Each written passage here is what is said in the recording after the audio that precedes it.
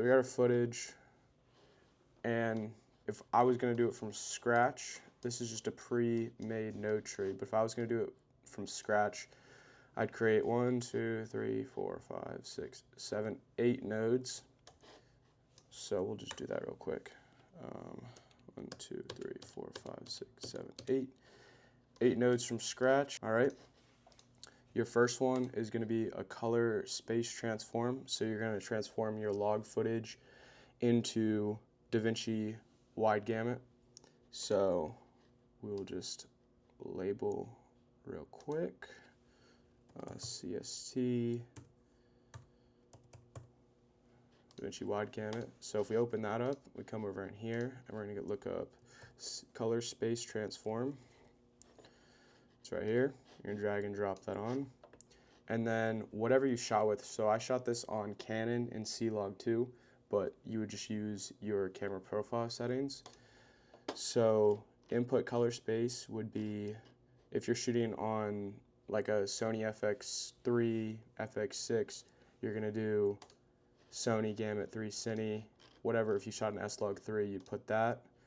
I shot in Canon, so I'm going to do Canon Cinema Gamut and then C-Log 2. So I got both those right there. And then our output color space is going to be Davinci wide gamut and Davinci wide gamut or Davinci intermediate. Okay, so we just basically converted our log into Davinci's color space and gamma. And then our next one is going to be our balance and exposure. So that's what I would use to level. I'm not going to do it just yet. I come back and do that, but we'll put balance and exposure. Okay. And then this one is going to be your white balance. So you can label that white balance. And then after that, we're going to do another color space transform. And this is going to be taking it from your Davinci wide gamut into Rec 709. So you're going to take your Davinci wide gamut and same right there, Davinci wide gamut is your input, Davinci intermediate.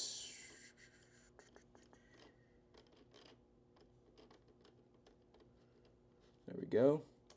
And then I'm on Apple, so on my output gamma, I'm going to do Rec 709A.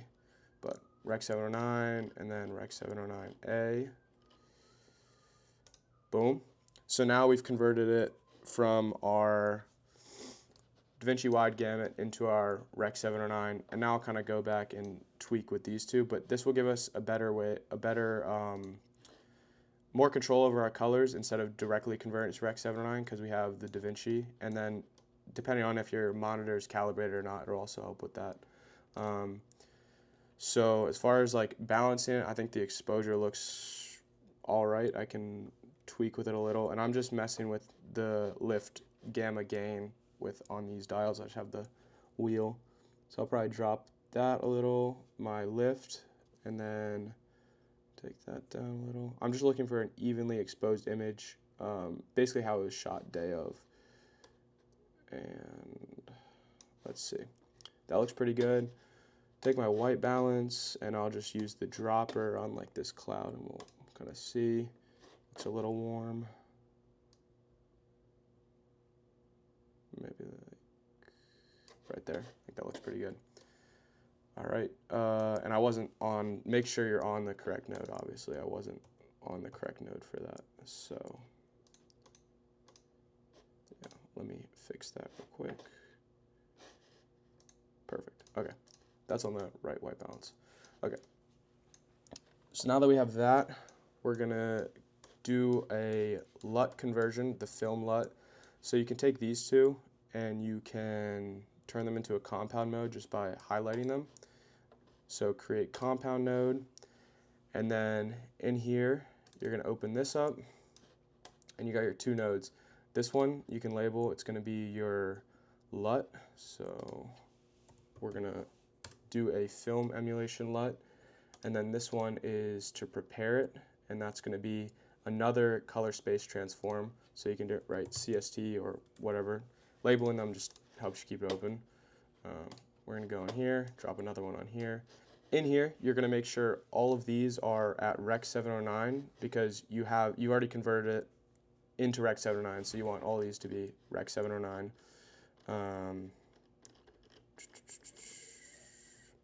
Rec 709. Rec 709. Rec 709. And then this is going to be Cineon film log. So basically what we just did is took your Rec 709 footage and we put it into film log basically. So now the LUT, I believe this is built into Davinci.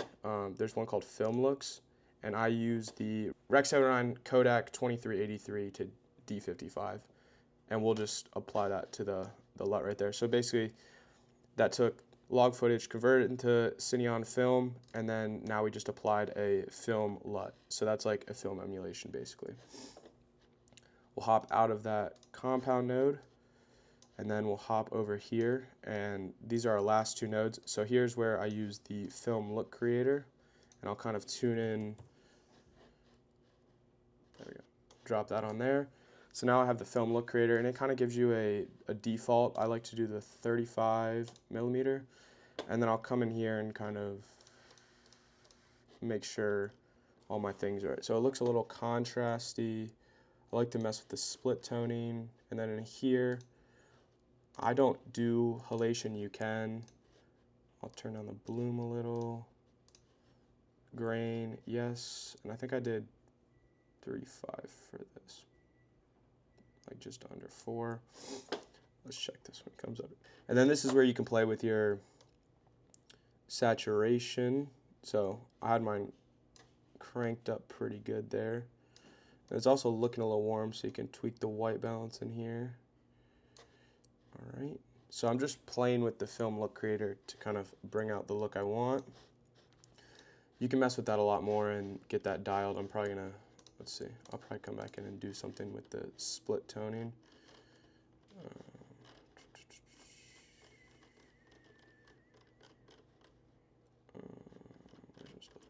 Split tone, yeah. So this will help you get a little of that.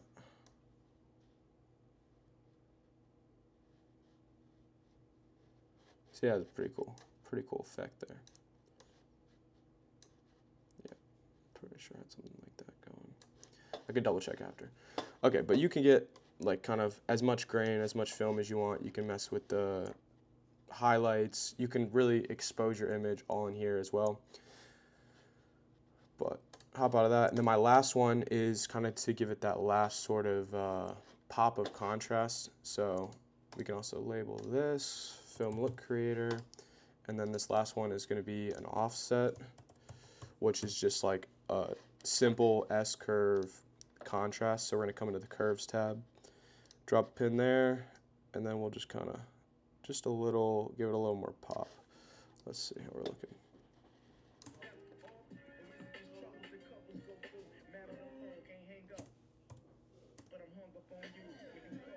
Perfect. So that's kind of that film look there.